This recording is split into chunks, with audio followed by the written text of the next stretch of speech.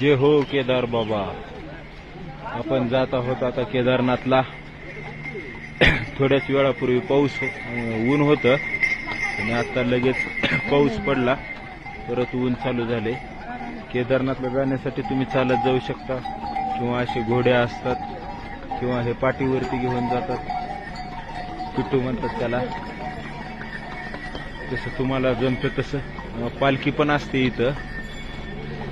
ज्यांना घोड्यावर पण बसता येत नाही, हे असं पिट्टूमध्ये बसता येत नाही, त्यांनी असं हे पालखीवर चौघाच्या खांद्यावर बसून जायचं, त्याला पालखी म्हणतात. थोड्या वेळापूर्वीच ऊन होतं आणि आता लगेच पाऊस पडलाय. मस्त आहे. 16 किलोमीटर चालत जायचंय. अशा प्रकारे लोक येतात. तुम्ही माझा अवतार पाहू शकता.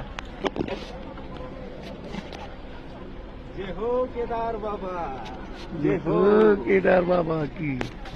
हे अशा प्रकारे आहे. डोंगरावरून पाणी पडत आहे सगळं.